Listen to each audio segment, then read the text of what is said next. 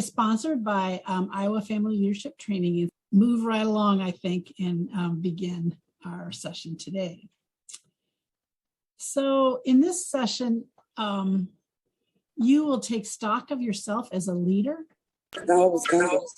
clarify your values, and choose wisely to avoid burnout. I'd like to introduce our speaker today, Rachel Charlot, who is a trainer with IFLTI. She's also a family navigator with Child Health Specialty Clinics and in the Division of Child and Community Health. She's been working for CHSC since 2008 in a variety of programs and supports families through family navigation. She and her husband live west of Carroll in Arcadia. Rachel and her husband have 3 children, ages 20, 18, and 14. Her youngest daughter was born prematurely and later diagnosed on the autism spectrum at age 7. In addition to her work at CHSC, Rachel is a yoga instructor, a personal trainer, and a health and nutrition coach at a local gym. Throughout her journey as a parent and working with families, she has learned the value of speaking up and the power of parents in making change in the system. We're so happy to have you here speaking with us about resonant leadership, Rachel. Welcome. Thank you, Diane. So nice to see all of your shining faces on a Thursday afternoon. Thank you for joining us. Well, I want to preface all of this by I am not an expert in resonant leadership, and I am not an expert in values, but what I do want to share with you is my experience and learning that I've had over the last 12 years and 14, of course, with my daughter and our experience navigating the system, and what I've learned from other families as well that we can really take on our journey with us. So what I'd like to start out with is thinking about leadership and all of the different places that we might lead. So I'm not going to give you any directive to think about leadership in a certain role. You may think of yourself as a leader in your own home, a leader for your family. You may think of yourself as a leader at work. You may have either a supervisory position or some type of leadership role. Your work may be in the community or even within the school, on a school board, or even on another board as well. So you can choose, as we talk throughout this today, what leadership role you would like to. What I want you to do is just get the principles, and then you can take and apply them to your different leadership roles. So I want to just kind of know from you, what's coming up when you think of leadership in terms of yourself, where you lead, and what is an important role to you right now. So if you want to chat those in, and Diane can read them, and we'll kind of see what's coming up for you today.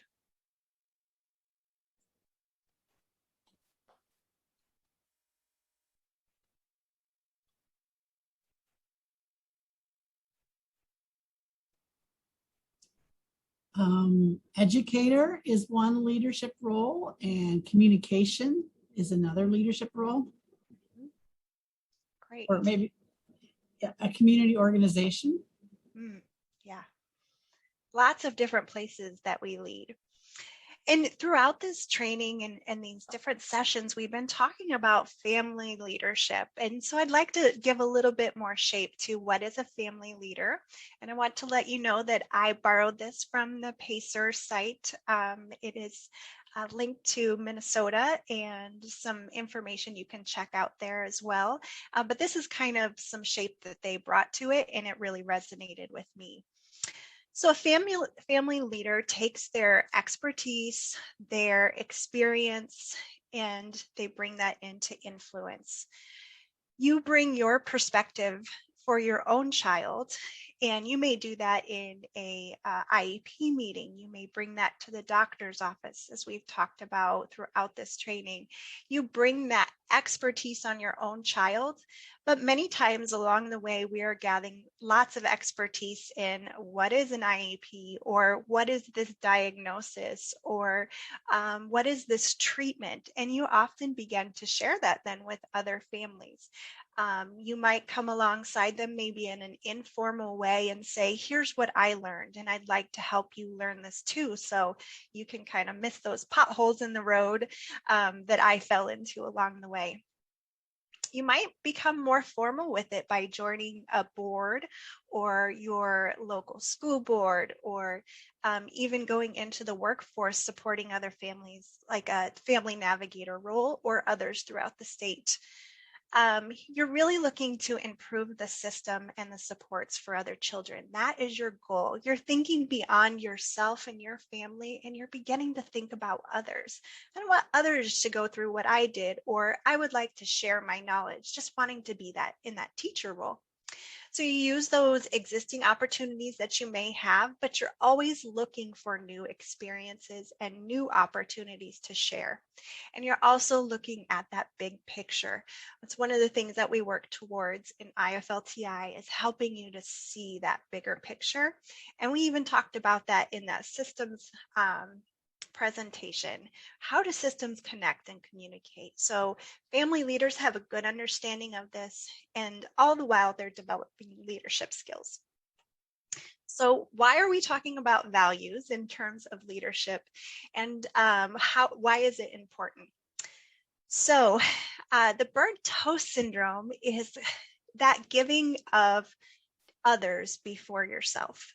And this often happens as a family leader because we're trying to navigate so many different systems, so many different worlds that our child is engaged with. We're working to get supports and services, all the while doing many different things and many hats in the air.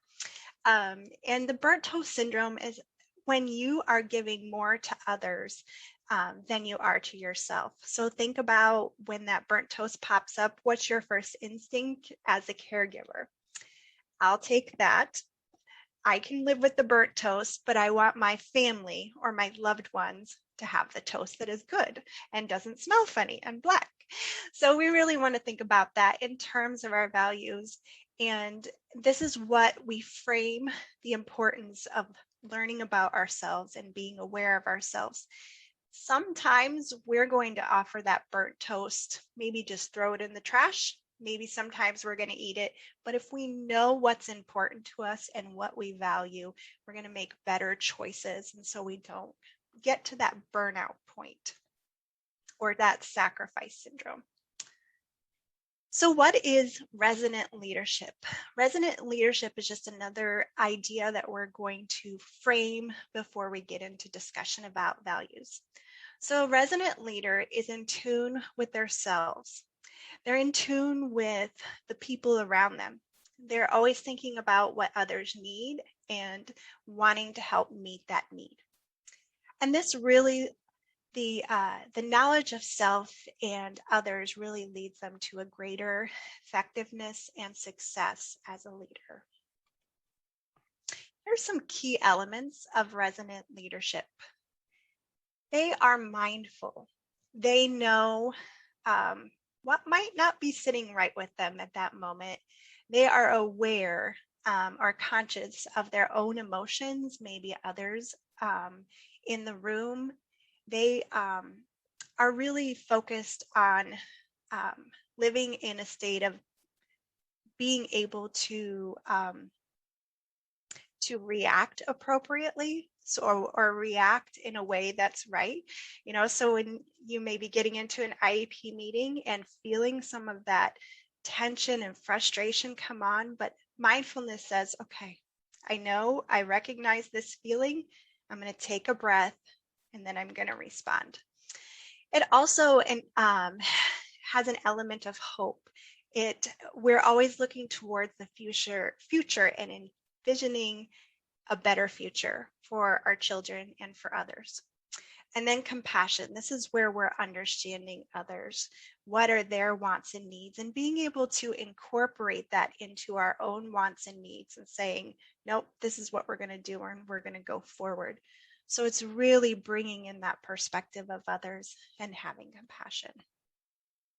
So we're going to look more at values. So why are values important? Values help us construct a meaningful life. They affirm who we are. Values are always changing. What is a value for you today may not be later. It may be based on a life event or a life change. It helps you identify your personal and your professional priorities. And we're going to talk about kind of what your priorities might be and how those align with your values. And again, you can look at this as what's happening in your home right now, or maybe what's happening in your professional life. I just want you to apply it to what has meaning to today, and then you'll be able to bring that into other areas. And then it helps you to align those priorities and values. And we're going to do that work today. And then it makes you be able to take action. I have these two options. Does it align with my values? Yes, it does. No, it doesn't. Then that helps you determine where you're going to put your effort and where you're going to put your what time and energy that you have left in your day and in your life into those values and priorities. And that helps prevent that burnt toast syndrome or that burnout. So that's why it's important. So I want you to know that oftentimes we are very swayed by each other or by the culture, but I want you to know that values are like fingerprints. Nobody's are the same, but you do leave them everywhere you go. So be true to yourself throughout this time in what your values are to you. Don't think about, well, this is the value that my husband or my children have or the school. What is your value and where do you want to go? So let's do the work of determining what our values are. So in a second here, I'm going to bring up a list of quite a few different values. You are also given them ahead of time to, and that's just something you can keep in your back pocket if you want to continue to do these values assessments. But I'd like you to just grab a piece of paper and a pen, and we're going to spend about 3-4 minutes just kind of penciling out what are those initial values that stick out to us from this list. And again, just go from that very natural response. Don't overthink it.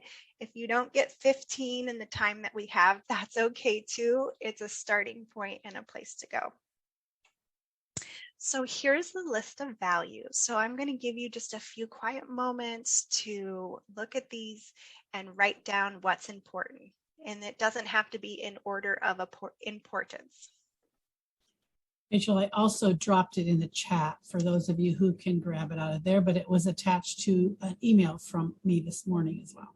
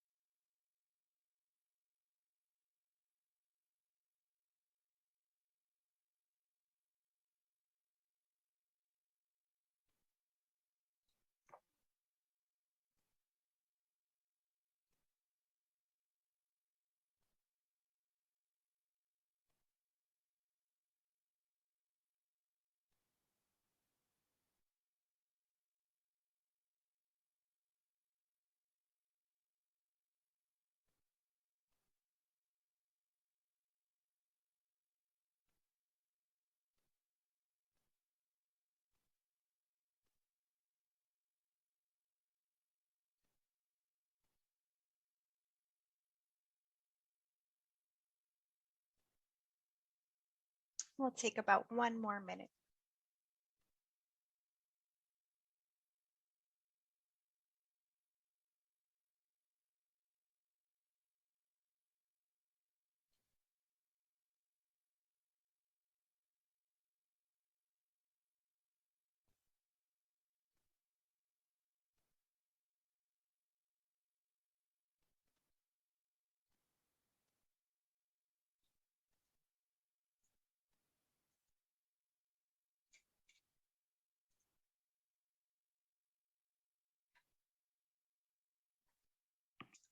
So those of you who are on camera, I can see your faces, and I assume that you've got your list in hand.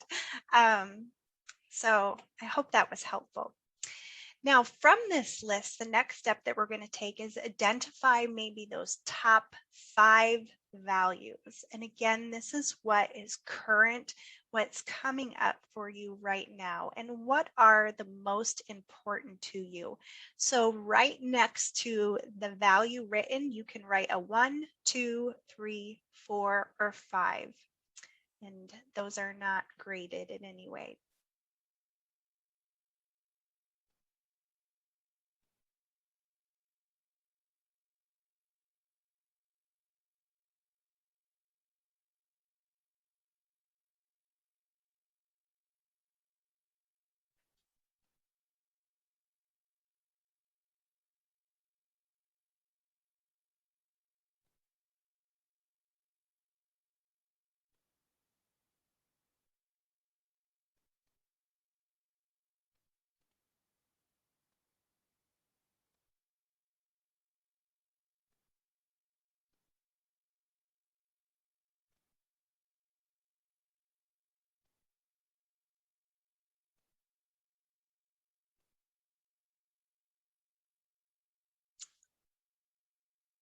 All right, I trust that everybody has their top 5 values listed.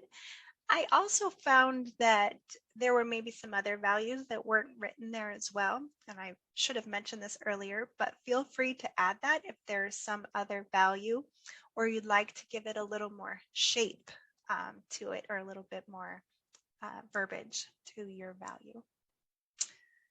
All right, as we go on, now we're going to rank.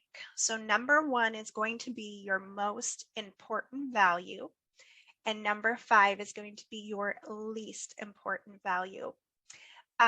So just off to the right or the left of your list and your numbers, go ahead and write number 1 kind of at the top of that list and list them out. And I'll give you a little time to do that.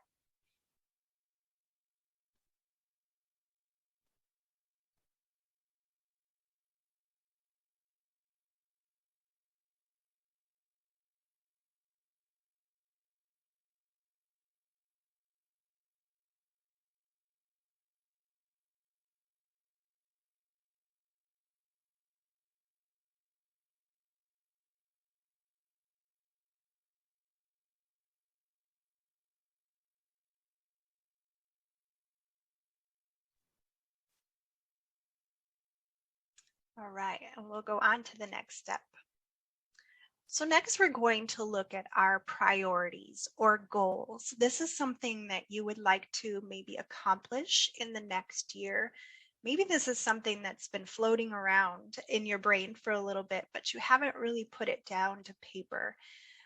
So you are going to list 3 to 5 things. And if you can't come up with at least 3, that's okay as well, of your top priorities this year. And this can be something for your child, your family, something you'd like to accomplish at work, in the community, or maybe on a board or a group that you're working with. So I'll give you a little time to identify those priorities.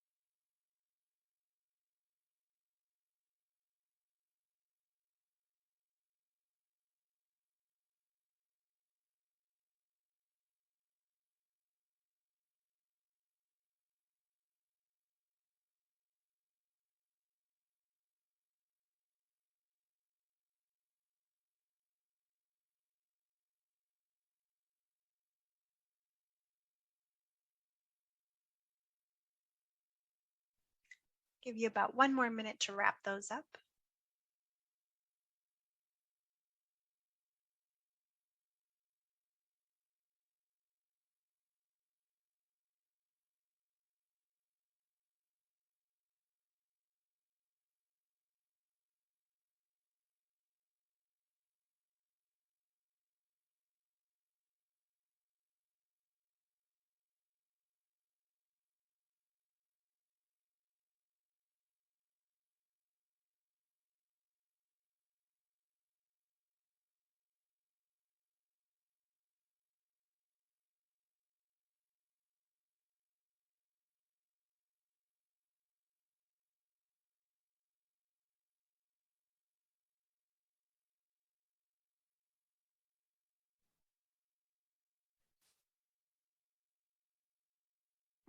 All right, don't feel nervous if you didn't get any, 3 to 5, that's okay.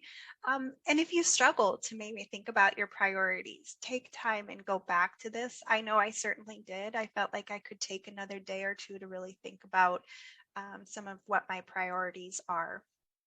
But now we're going to do the work of coming and merging those together.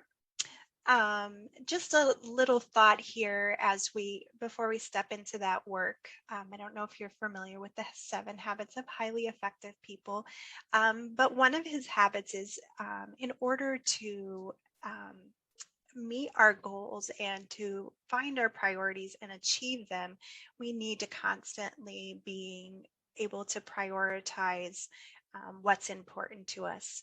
And so that brings us out of the reaction mode into this is clear, this is what I need to do, and this aligns with my values. So now we're going to align those values and priorities. And on your sheet of paper, I want you to draw like a T. So a line down the center and a line across. And that left-hand side at the top, you're going to write values. And you can go ahead and write down the side your values that you determined. And then on that right-hand column is going to be your priorities. So you're going to take some time to review each of your top priorities and determine which value, if any, it aligns with. So you'll write the priority then next to the value in the right column. So you can even, if you've already written those priorities, you can draw a line across to what values connect to your priorities. And then circle any priority that is not aligned with your values. And I'll also tell you that this, you may have written down 5, but there may be other values that are not there to align as well. And that's okay. And you may want to, if you still feel that there's values that you haven't captured, go ahead and write them down as well. So I'll give you a few minutes to do that work, and then we'll have some discussion.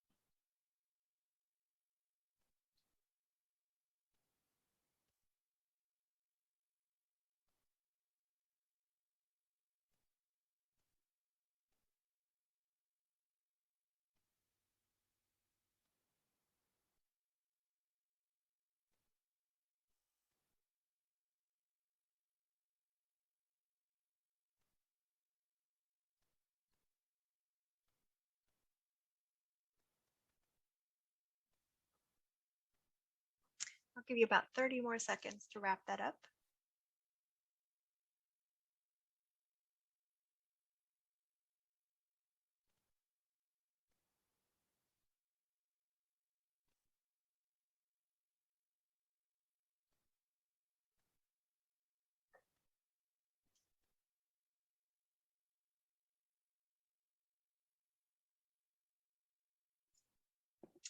All right, so I'm going to be really authentic and open up here.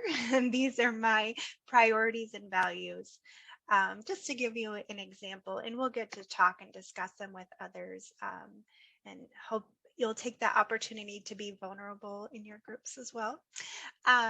But in determining values and priorities, I found that I came back and wanted to change these a lot and wanted to narrow them down. So you may find that as you go along as well. So here on the left-hand column, you can see some of my values that I had right now. This was really based on my stage in life, and you're going to find the same thing for yourself. I have a second child that's going to leave for college in a year. So right now, connectedness is super important to me, being connected to my loved ones. And then learning and growth is probably something that's always been with me, but for right now, what is that priority that I want to do to learn and grow? And then maintaining that work and life balance is something that is always a priority, right? I think everybody can kind of find a lot of connection with that, but that is my priority right now because it is always a struggle. And the more busy you get, the more those things become important to you. And I want to keep them on my values and my priorities. So these are some of the things that came up for me for this year, but yours may be very different or similar. So what I'd like to do is maybe just open it up to the group. And then Diane, I did not mention this to you, but what do you think about maybe in a few minutes, we'll just go into some breakout rooms and everybody get a little bit more chance to connect? You bet. You bet. Okay. Anybody kind of want to speak to their values and priorities list? Anything that stuck out to you that you were surprised by, or was it nice to just put it down on paper?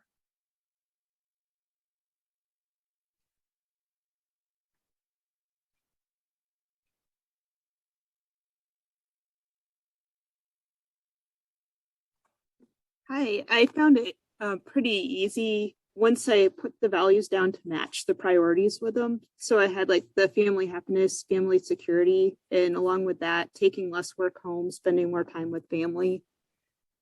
Okay. And why do you think that was, that you found it pretty easy?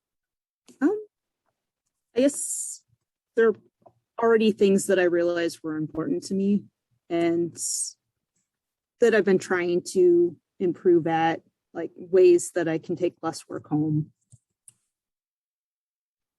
Yeah, very true. Did you feel any benefit in kind of putting it on paper, or any difference? Yeah, I guess I didn't realize how well they lined up. And then the third one I had was like health and nature and as values, and then priorities, exercising more, eating better, walking more. So like it was a bit affirming as well. Yeah. Thank you, Kristen, for sharing. Anyone else?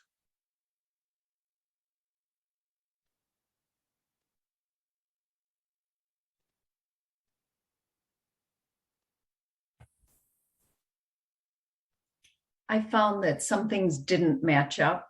And so I needed to do a little quick rethinking and maybe, if there was a priority that I didn't want to give up, I realized I didn't have a value that was necessarily reflected in that. I needed to go back to my list. So it's a good exercise just to think about why that's a priority and, what value am I missing or not including? Yeah, and it's not an all or nothing. It doesn't have to come off your list if your priority doesn't meet a value, but is it important to you? And is there a value maybe you didn't list?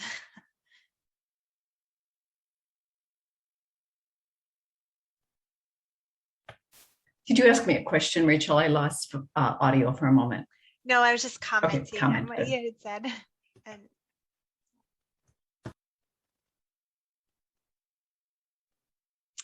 all right, Diane, would you like to put us into breakout rooms and we can a little more intimate conversations about these? Yes, I am getting the Spanish speakers all in room 3. Yes. With Adrian. Is that extra little layer there? Yeah.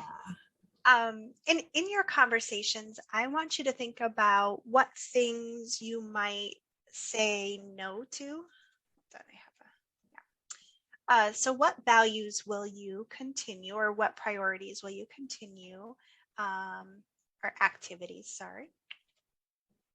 My box is covering my thing. What will you say yes to, or what will you say no to based on kind of what you have looked at today? And how many minutes would you like, Rachel? I think we could do 10. Okay. All righty. And as always, there's a little button. If you run into trouble, just call for help and we'll hop in there. Here we go. You ready, Rachel? Yes. Okay. Okay, I think everybody's on, Rachel. All right.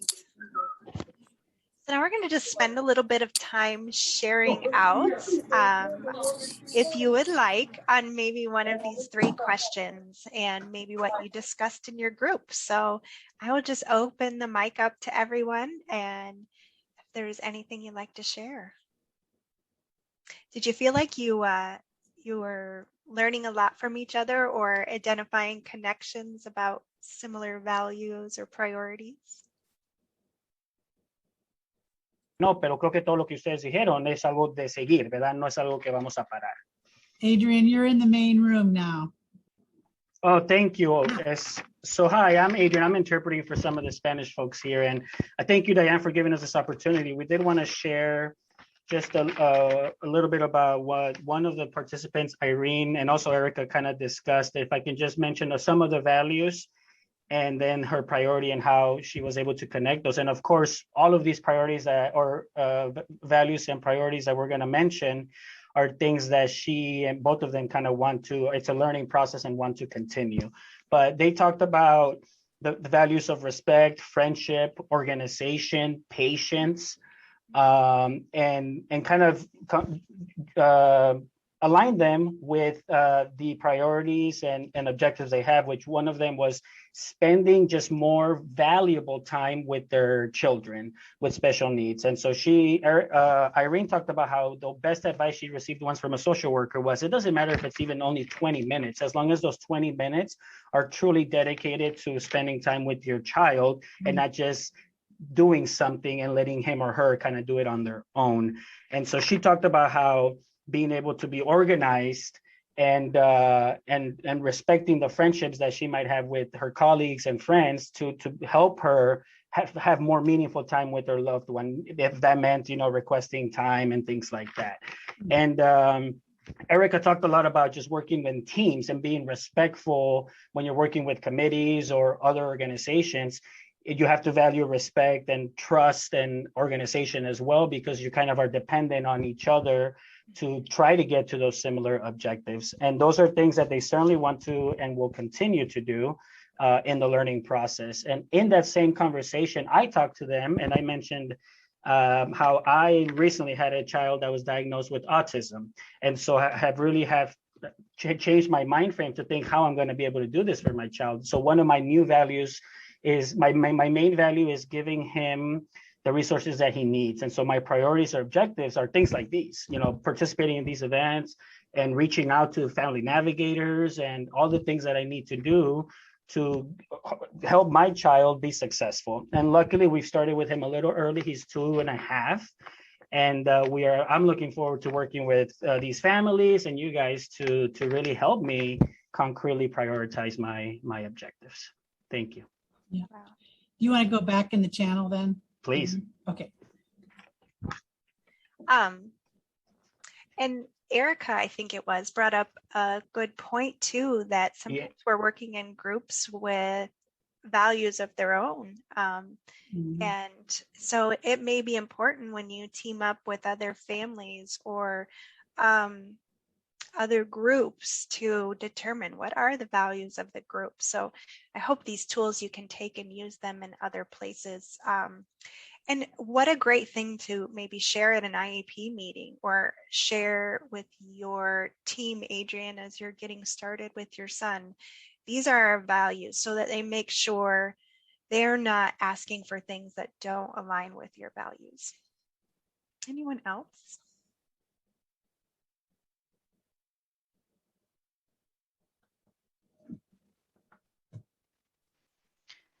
Well, I can share, although I will be the first to admit that I'm multitasking for work, and so this is real life, and I didn't complete the assignment entirely, and that just is a great reflection of where values are or are not versus priorities and what life really looks like.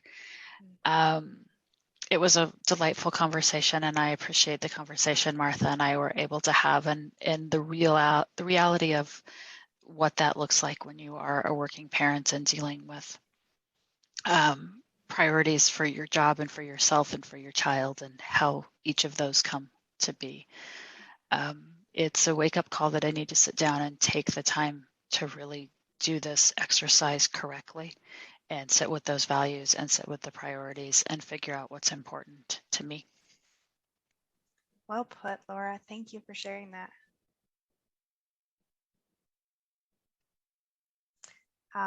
Another habit or another idea that Stephen Covey brings out in his 7 Habits of Highly Effective People is he talks about sitting down with your family and prioritizing your values and listing them out, and maybe even finding a family goal or a family priority. What do we want together?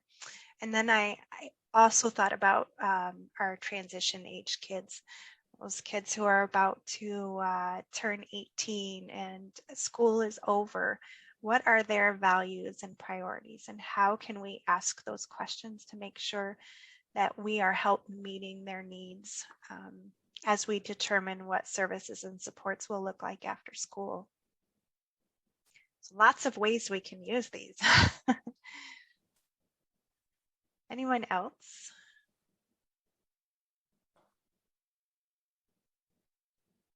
All right, well, thank you everyone for listening and for engaging. I think this is a fun thing to do. I hope you enjoyed it as well, and I hope that you continue to use these tools. You can also go online and just look up values list if you want something a little more comprehensive or a little bit more information. That will kind of give you some resources there as well. So keep working. Thank you so much, Rachel. I appreciate this opportunity in the middle of the day to step back and take stock. And it occurs to me I won't be as tired or weary if I'm doing those priorities that really address my values. I mean, it seems like they will be more fun and engaging, where if I have to do a task that is not supported by my highest values, or, like cleaning, for example, it is more of drudgery. Yeah, for sure. Okay, the last session already is next week, and we have 4 families who will be joining us to send us off into the fall with stories of their own leadership and how they made sense together. Nancy Baker Curtis is one family member. She's been working with advocacy around changing spaces, changing tables. Mary Roberts is going to be talking with us. She started a place for her 2 children with autism to live called The Village, and others live there and get their services there as well. That's a very exciting one. Angie Palmer is on the planning committee, and she's going to talk with us about the decision to have her child live in a residential facility, and the courage that took, and some of the reactions of the community around her and to that life choice. And then the last one is Jonna Davis. Jonna has 3 boys, I believe 2 have autism, and she's recently joined the Autism Society of Iowa, and is working to get social activities in her community for people with autism. So I think you'll really enjoy that. And as I was mentioning to Kristen and others, if you can't attend next week, these things are all posted on YouTube. I'll be sure to send that link out to you when I do the reminder of next week's session, and then you can watch them sometime in the evening when you need a break and your kids have gone to bed. Anything else, Rachel, Jody, that I'm forgetting? Not that I can think of. Okay, thanks again, Rachel, and thanks to all of you for joining us. Have a good rest of your week.